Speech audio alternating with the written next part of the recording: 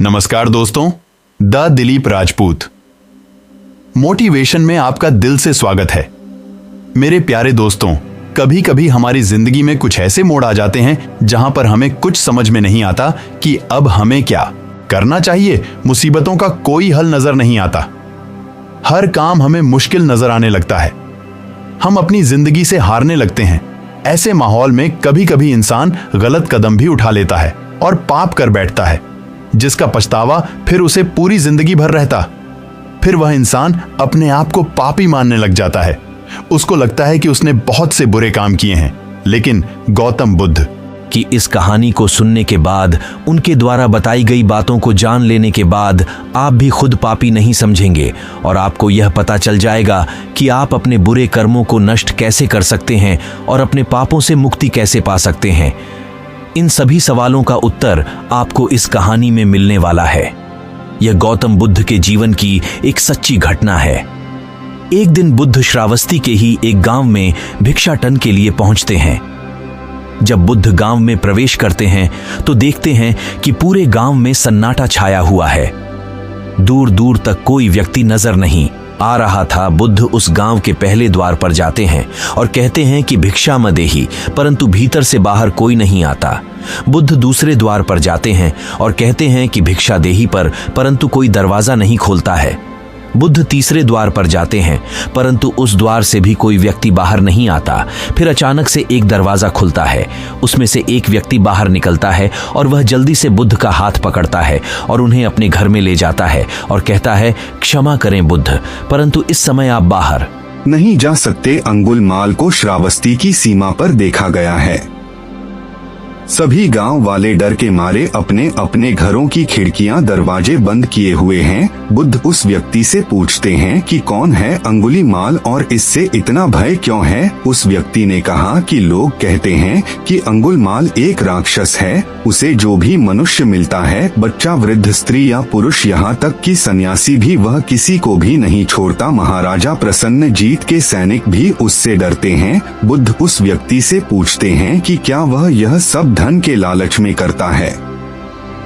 तो वह व्यक्ति कहता है कि नहीं, धन का उसे कोई लालच नहीं है। वह जब भी किसी मनुष्य को मारता है तो उसकी उंगली काटकर अपने गले की माला बना लेता है, इसलिए उसका नाम अंगुली माल पड़ गया। और मैंने यह भी सुना है कि जब उसके गले की माला में 100 उंगलियां पूरी हो जाएंगी तो उसकी विनाशक शक्तियां और ज्यादा बढ़ जाएंगी। बुद्ध कहते हैं कि आभार आपका जो आपने मुझे उसके बारे में बताया। फिर वह व्यक्ति बुद्ध से कहता है कि हे बुद्ध, कृपा कर आप बाहर ना जाएं, क्योंकि वह आप पर भी वार कर सकता है। बुद्ध कहते हैं कि मैं भय से अपनी राह छोड़ दूं, ऐसा मैंने कभी नहीं किया। बुद्ध कहते हैं कि मुझे भिक्षा मांगते देख झनझन के हृदय में अंगुलीमाल का भय खत्म होने लगेगा। फिर वह व्यक्ति कहता है कि नहीं बुद्ध, आप बाहर मत जाइए, वह बहुत ही ज्यादा खतरनाक है। बुद्ध कहते हैं कि खतरनाक नहीं, बल्कि वह दुखी है और मुझे उसके पास जाना है क्योंकि उसे मेरी आवश्यकता है।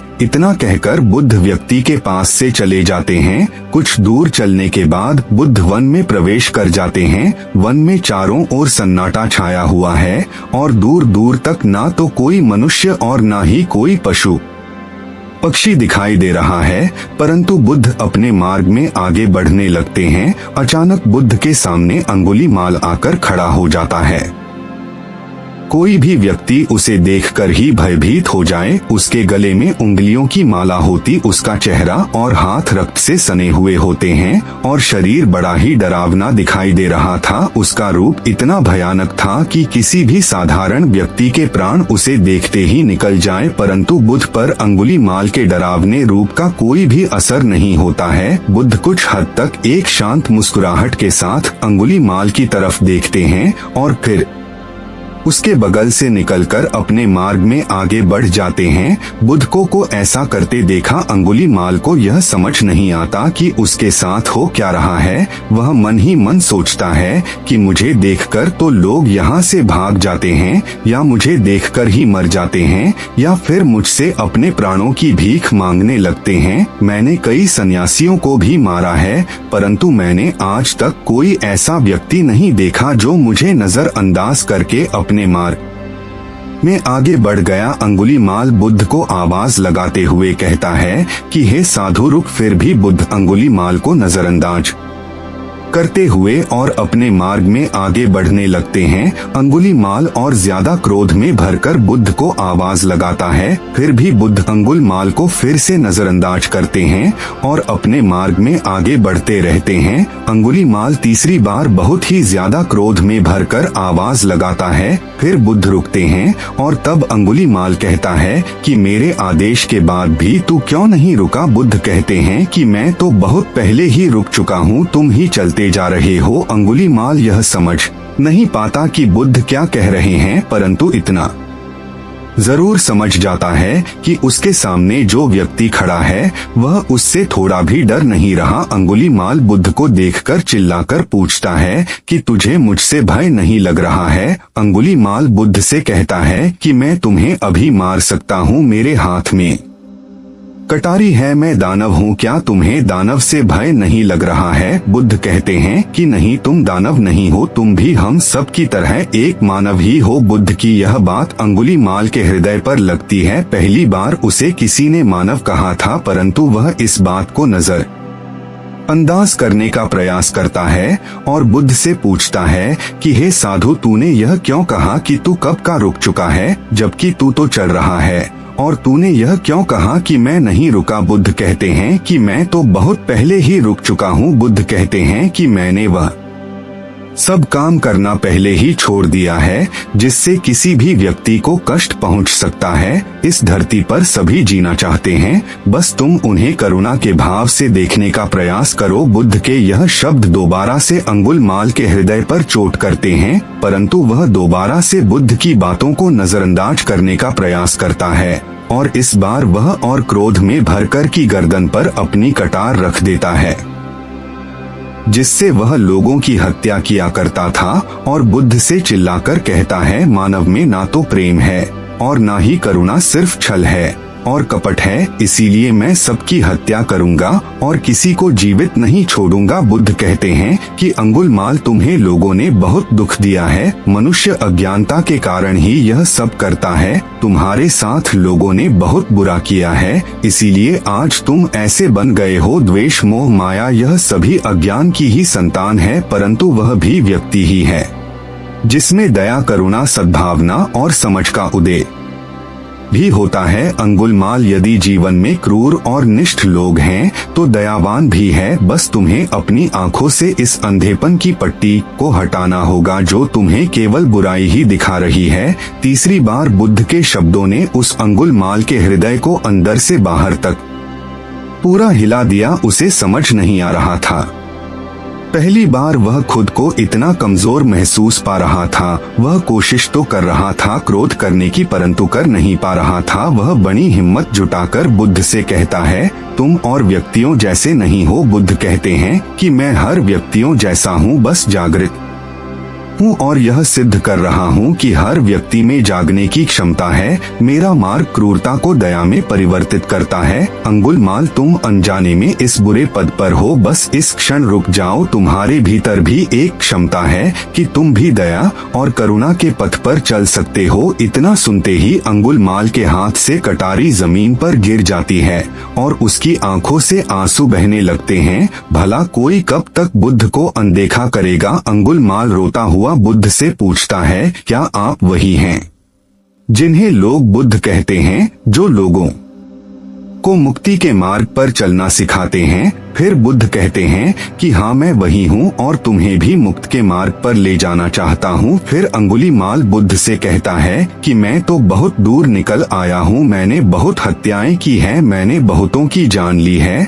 और बहुत पाप किया है। मैं चाहकर भी वापस नहीं लौट सकता और मेरा वापस लौटना असंभव है। बुद्ध कहते हैं कि संभव कुछ भी नहीं है, जब जागो तभी सवेरा। अंगुलीमाल कहता है कि मैं अपना जीवन मुक्त की ओर नहीं मोड़ सकता, अब बहुत देर हो चुकी है। बुद्ध कहते हैं कि माल, तुम में इतनी चेतना है कि तुम जानते हो कि जो तुमने अब तक किया है वह बुरा था। इसका अर्थ यह है कि तुम जानते हो कि क्या अच्छा है और क्या बुरा है। अंगुलमाल, जिस दिन से तुमने अच्छा कार्य करना शुरू कर दिया उसी दिन से तुम्हारे जीवन में एक नए सवेरे का उदय हो जाएगा। फिर अंगुलमाल कहता है कि मैं कितने भी अच्छे कार्य क्यों न कर लूं, परंतु लोग मुझे उसी दृष्टि से ही देखेंगे और मुझे चैन से नहीं जीने देंगे। बुद्ध कहते हैं कि अंगुलमाल, यदि तुमने हिंसा का मार्ग छोड़ा तो मैं तुम्हें मुक्ति और करुणा का मार्ग दिखाऊंगा और तुम्हारा संरक्षण भी करूंगा और तुम्हें लोगों से बचाऊंगा भी। तुम्हें कोई कुछ नहीं कर पाएगा, बस पहला कदम तुम्हें ही उठाना होगा। अंगुलीमाल पूछता है कि क्या यह हो सकता है? बुद्ध कहते हैं कि अवश्य हो सकता है। बुद्ध कहते हैं कि अंगुलमाल, तुम में असीम बुद्धि है, तुम परम सत्य के पथ पर बहुत आगे जाओगे। अंगुलमाल रोते हुए बुद्ध के चरणों में गिर पड़ता है और कहता है, मैं आपको वचन देता हूँ कि मैं सारे बुरे कर्म करना छोड़ दूंगा और आपके पीछे करुणा के पथ पर चलना सीखूं। कृपा करके आप मुझे अपना शिष्य बना लीजिए। बुद्ध कहते हैं कि मैं किसी को अपना शिष्य नहीं बनाता, व्यक्ति स्वयं मेरे संग में सम्मिलित होता है। अंगुलमाल उसी समय बुद्ध का भी इच्छुक बन जाता है। बुद्ध का भिक्षु बनने के बाद उसका नाम अहिंसक पड़ जा है। फिर बुद्ध ने जैसा उसका नाम रखा था वह ठीक वैसा ही बन जाता है। जब अहिंसक प्रथम बार अन्य भिक्षुओं के साथ एक गांव में भिक्षाटन के लिए जाता है तो गांव के कुछ लोग उसे बदला लेने के लिए उसे लाठी डंडों से पीटने लगते हैं। जब यह बात बुद्ध को पता चली तो तुरंत उसे बचाने के लिए उसके पास पहुंच जाते हैं।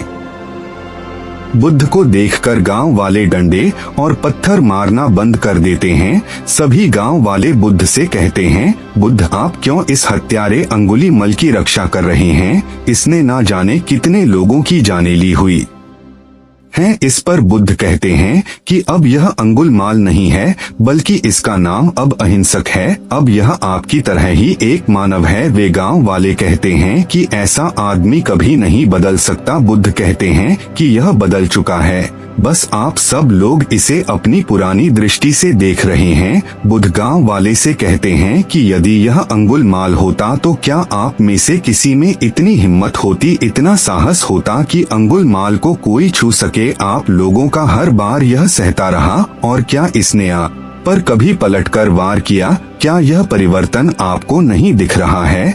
आप लोगों के द्वारा मार खाने के बाद भी इसकी आंखों में आपके प्रति कोई क्रोध नहीं है। क्या यह बदलाव आपको नहीं दिख रहा है? यह तो बदल गया, परंतु आप सब कब बदलेंगे? इतने में ही उन गांव वालों में से एक स्त्री कहती है, यह परिवर्तन मैंने स्वयं देखा है। वह स्त्री गांव वालों से कहती है कि आप में से ऐसा कौन है जो दूसरों के दुख में दुखी हो, दूसरों की पीड़ा सहन ना हो तो उसे हर प्रकार की सहायता प्रदान करें। 2 दिन पहले एक व्यापारी अपनी पत्नी को लेकर जा रहा था और उसकी पत्नी प्रसवपणा से बहुत ही व्याकुल थी। तब मैं पास से ही गुजर रही थी, इसलिए मैं भी दौड़ गया। उस स्त्री की पणा बढ़ती जा रही थी। घना जंगल होने के कारण उसे कहीं ले जाया नहीं जा सकता था। तभी यह भिक्षु वहां पहुंचता है और उसने मुझसे पूछा कि यह हुआ बहन। मैंने इसे बताया कि एक स्त्री प्रसव वीणा में है और इस वन में हम कुछ कर भी नहीं पा रहे थे। इसने अपने दोनों हाथ जोड़ने और आंखें बंद करके कहने लगा, बहन, जिस क्षण से मैं भिक्षु बना हूँ उस क्षण के बाद मैंने कोई भी ऐसा त्य नहीं किया है जिससे कि किसी भी प्राणी को कष्ट पहुँचे। मेरे सत्कर्म आपकी और आपके बच्चे की रक्षा करें। इतना कहते ही उस स्त्री ने अपने बच्चे को जन्म दे दिया। फिर बुद्ध कहते हैं कि जो दूसरों के दुख से दुखी होने वाला यह व्यक्ति अहिंसक कैसे किसी को नुकसान पहुंचा सकता है? इसने अपने सत्कर्म से उस स्त्री के प्राण बचाए हैं। इसके सत्कर्म ही उस स्त्री के प्राण बचाने में सफल हुए। अगर यह अधर्मी होता, झूठा भिक्षुक होता तो यह अपने बुरे कर्मों से उस स्त्री की जान कभी नहीं बचा पाता। तब अंगुलमाल बुद्ध से कहता है कि बुद्ध, आप इन्हें मत रोकिए, इन्हें मारने दीजिए और तब तक मारने दीजिए जब तक कि इनके मन का क्रोध शांत ना हो जाए। फिर बुद्ध उस अहिंसक से कहते हैं कि अहिंसक तुम करुणा और दया के भंडार हो, आज तुमने अपने नाम अहिंसक को सिद्ध कर दिया। फिर वह गांव वाले कहते हैं कि आप सही कह रहे हैं, बुद्ध अहिंसक अब बदल चुका है और हमसे ही देखने में भूल हो गई। फिर लोगों ने उस दिन के बाद से अहिंसक को कुछ नहीं कहा। दोस्तों, लोग सोचते हैं कि उन्होंने अपने जीवन में बहुत सारे गलत काम किए हैं और अपने गलत कर्मों को सुधारने के लिए कोई और विकल्प नहीं बचा है। इस पर गौतम बुद्ध कहते हैं कि चाहे आपने अब तक कितने भी बुरे कर्म क्यों ना किए हो, लेकिन अगर आप जिस दिन से अपने मन के विचारों को अच्छे कर्मों में लगाना शुरू कर दिए, तो उसी दिन से बदलाव आपकी जिंदगी में होने लगेगा। आपके अच्छे कर्म आपके बुरे कर्मों को काट देंगे। लेकिन यह बदलाव लाने के लिए सबसे पहले आपको अपना कदम उठाना पड़ेगा। भूल जाइए कि आपने अब तक कितने बुरे कर्म किए, बस आप अच्छे विचारों के साथ अपने बुरे कर्मों को डोट त्याग दीजिए। फिर आप महसूस करेंगे कि आपको अब बहुत ही ज्यादा शांति और सुख का अनुभव हो रहा है। दोस्तों, अच्छाई की राह पर चलते हुए आप अपने जीवन को शांत और सुखमय बना सकते हैं और धीरे धीरे आप इतने अच्छे कर्म अर्जित कर लेंगे कि आपके बुरे कर्म अपने आप दूर हो जाएंगे, अर्थात आपके द्वारा अर्जित किया हुआ अच्छा कर्म आपके बुरे कर्मों को नष्ट कर देगा। दोस्तों, मुझे उम्मीद है यह वीडियो आपको बहुत अच्छी लगी होगी और अगर चैनल पर आप पहली बार आए हैं तो हमसे जुड़ने के लिए चैनल को सब्सक्राइब करना मत